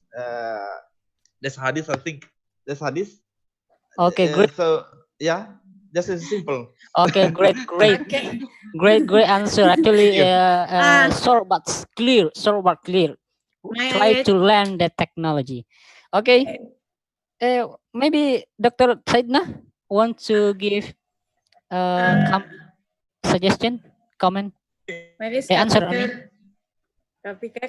Maybe yeah. First. Dr. Saidna. Yeah, thank you. I to answer the question from the participant. So Actually, this question not belong to me because I discuss about intercultural Integration. communication ship, but Yeah. it's okay. I'll try to answer because I'm also, my background is education. So Yeah. the strategy to find out the solution for this condition, or I mean, coronavirus disease 19. So as the government suggests us in conducting online learning, but we have to conduct a mini research about need analysis and situational analysis of our students and also our school facilities. Because, for instance, in the capital, okay, they may use the online learning or blended learning, but what about the schools that occur in the remote area? For instance, there is no light, there is no computer, there is the students also don't have a mobile phone. So how can you conduct online learning or blended learning? So, I mean, as Dr. Mutmainas explained before about the zone, red zone, yellow zone, and green zone. So, I think the remote area is categorized as a green zone. So, you can conduct the teaching and learning process based on your students' need and your school capacity or facility in that school, and perhaps you can conduct the face-to-face learning, because I think in the remote area is categorized as green zone, so it is okay. But in my regency, it is categorized as green, but the government is very afraid and beware of the coronavirus impact. So all the remote areas should conduct the online learning. But I suggested for the teachers in the remote area to conduct the need analysis and situational analysis of the students and also the facilities of the school. I think that's also the strategy, Thank you very simple much. strategy for me. Thank you very much. Assalamualaikum. At Okay. the last maybe suggestion again. Yeah. Mr. Racho, Mr. Moderator. Please. In my you must identify your student before you start your teaching, your learning, or your daily activity. You must identify where you are, your condition, your student condition, your student target. When your student have low bandwidth or they are only familiar with the technological tool like WhatsApp, why? You can use WhatsApp. And then what about the WhatsApp? This is a very low bandwidth and not raise your money. And then you can remote your teaching and learning process in good communication. And then you must, the social presence, you must integrate it, the social presence in your virtual classroom. You know, learning and teaching process, this is the complex process. There are manufacturers involved in this activity, emotion, social, and then the character. I think you must combine combine all of from the curriculum, from your activity, your syllabus, and many more. And with the technology, I think the technology is the last one choice. You must consideration about the materials, you know about the student need, and you know your student condition. We are during the COVID-19, all of our condition very down. From economy, we are down. The social, we are down. So there are many aspects you must consideration before you are start to beginning your activity. Not only in education, maybe for all of the activity. We are moving our community, because this topic is about social. We are moving our community from face-to-face community, from interaction between individual to individual. Now we are transformation our community into the virtual. The virtual, this quota and money. Thank you very much. Assalamualaikum warahmatullahi wabarakatuh. Okay. Last response, Thank you for moderator, yeah. excuse me. Oh yeah, The yeah. last, okay. Please, please. Uh, Dr. Andi uh, Asrifan. based on some result of research from some journal I read, technology and language is quickly almost the same, where the language is unconsciously accepted, acquired. Now technology is also unconsciously.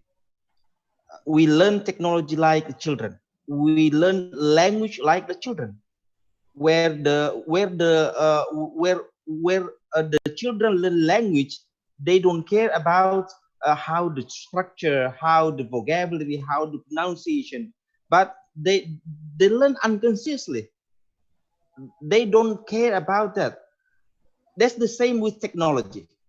If we forge by the system, I think all the people can understand and operate the technology. We can learn by the pandemic situation. The children learn language today. They don't care about because most of the teacher, most of the lecturer, how the vocabulary, maybe, and then also most of the student they learn cannot understand about how to operate the technology. They don't care about that. This media. That's the same with technology. Most of them, if we forge by the system, I think all the people can understand and operate the technology. We can learn by the pandemic. The children learn language today. They don't care about because most of the teacher, most of the lecturer, how the vocabulary, maybe, and then also Okay, thank you very much. The great answer from some finalists, the 6 finalists today. And finally, Alhamdulillah, we have conducted, we have done our great events. Excuse me, moderator. Maybe Sir Muhammad Nada still with us today. You please.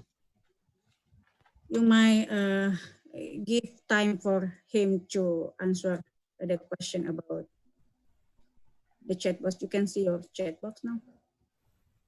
I have question to Mr. Muhammad Nada.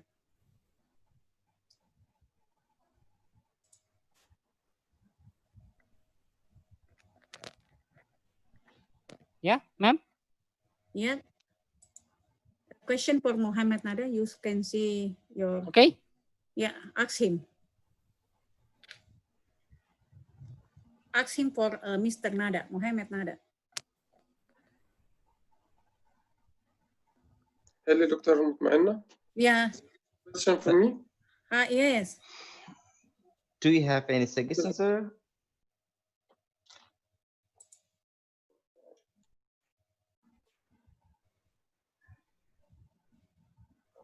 Ask Nada about the question.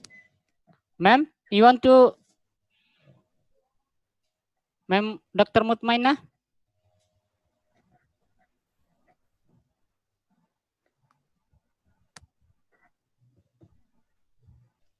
Coach?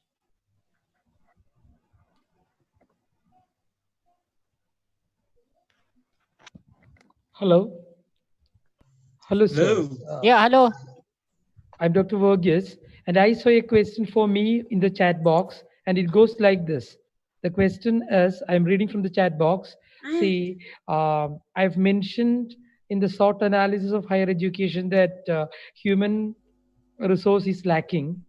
And then I wound up my presentation with human wear is the most important thing when compared to software or hardware. So the question, I don't know who asked this question. So the question is, how do I explain it? Let me tell you, everyone was trying to explain that. See, the human resource to a certain extent should be equipped with technology. See, most of our teachers are in a way not that familiar with technology, and they are finding it difficult to give classes as far as education is concerned. So once you are equipped with technology, and it's not that difficult, don't think that you need to be a techie or a technologist to teach or using technology. It's just like driving the car. Okay, we all drive the car, but when there is something wrong with our car, we take to the garage or the workshop. There are hardware experts to correct it. So what we need to do is what we need to know is only the possibilities of a technology and just to operate it. See, as teachers, we need not be a great technologist or techies to do it, but instead, it's enough that we know the possibilities of technology so that we can use it for the benefit of our learners. Okay, that's one thing. Another one is there is the element of social and emotional aspect of teaching learning process often missing in online teaching. That can also be to a certain extent managed by synchronous and asynchronous mode of teaching. So synchronous mode when teachers and students are alive, like on Zoom or WebEx or Google Meet. So then we can teach them uh, on in the asynchronous mode too. That is maybe through what you call Moodle, MOOC, etc. So if you combine these two, I think as far as the pandemic is concerned, as far as the corona is concerned, it can be managed. Then on a later occasion, we can blend our blending of both online and face to face. Okay, that's how we should update our human resource to meet the challenges of the day. Thank you. Thank you very much. Hello. Okay, I finished with my answer. Thank you. Yes. Okay, sir. Thank you. Okay. Thank you so much, sir.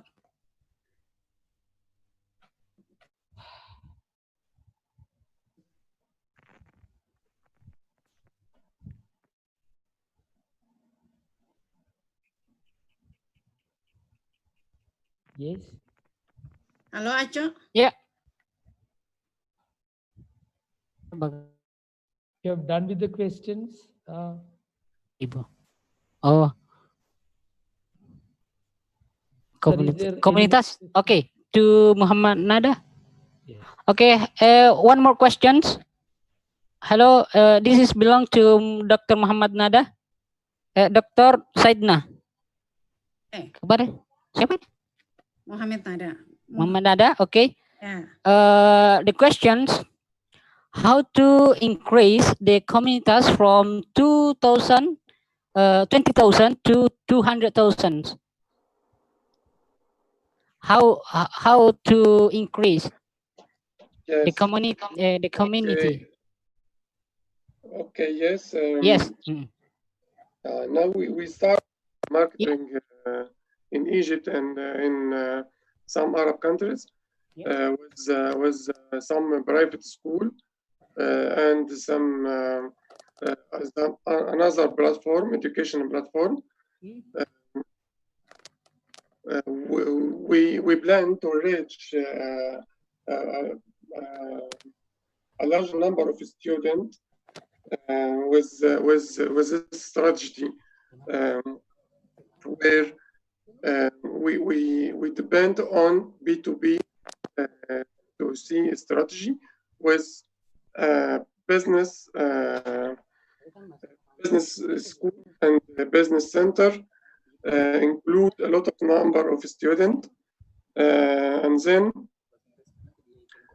we will scale our platform in Egypt and also the Arab countries such as Saudi. So we hope to reach 200,000 students in the end of this year.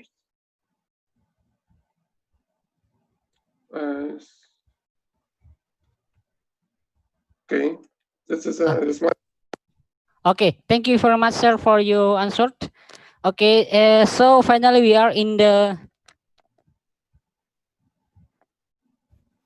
Okay, so we are in the end of our great event today.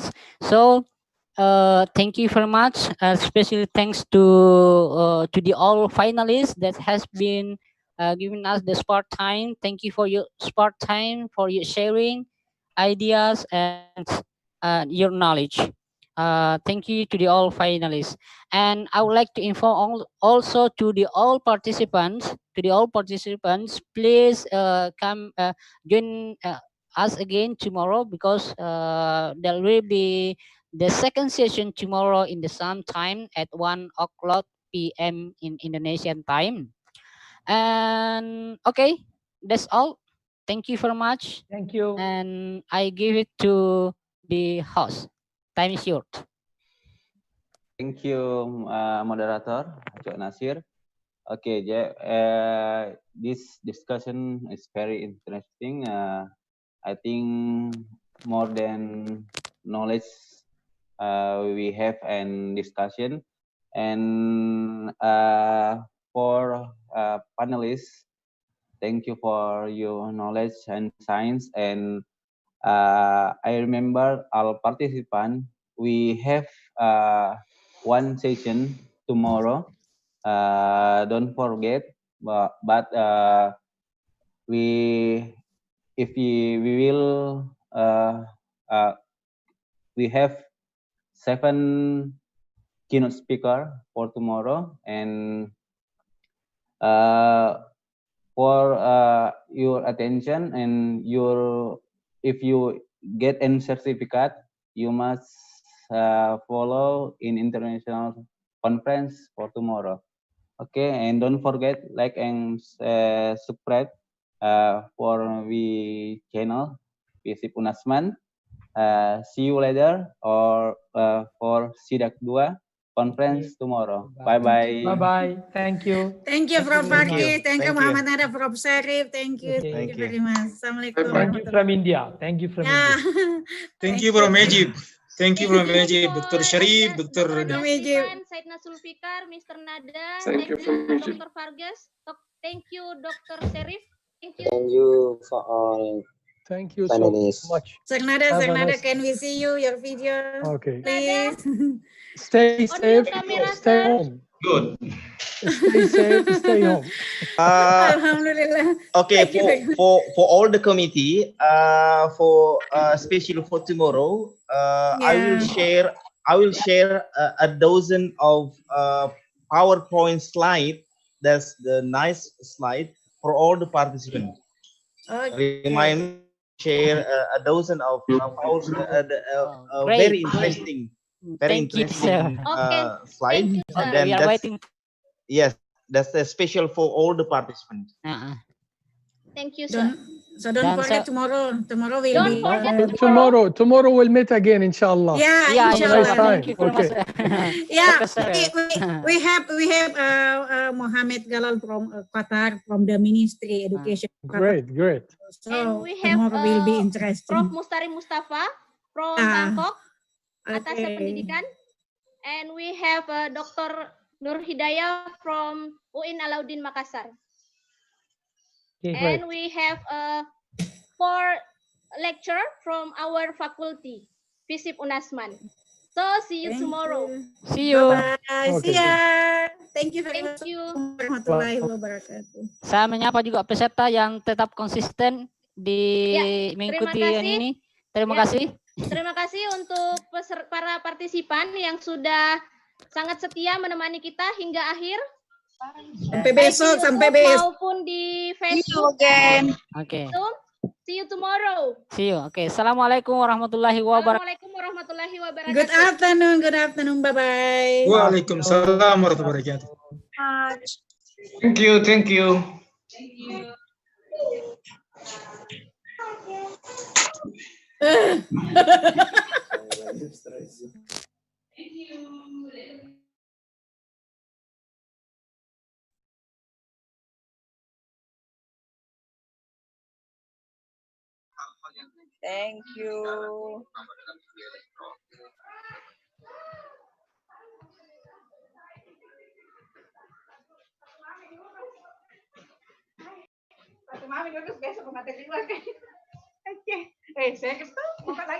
Oke. Asar time. Nah.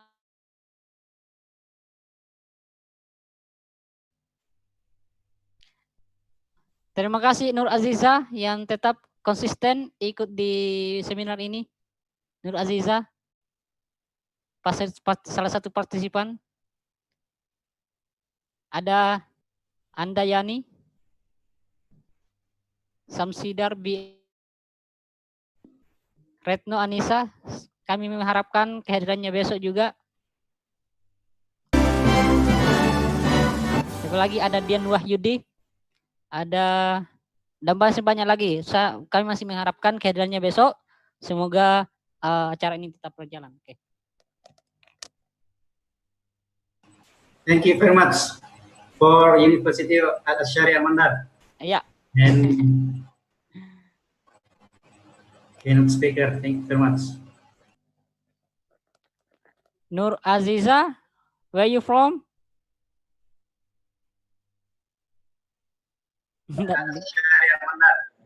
From Universitas Sriwijaya Rapang, Muhammadiyah. Muhammadiyah Sriwijaya Rapang. Saya menyapa peserta karena saya pastikan bukan robot. Saya pastikan dia adalah human, not robot. Oke, saya bisa live ya. Tidak boleh yang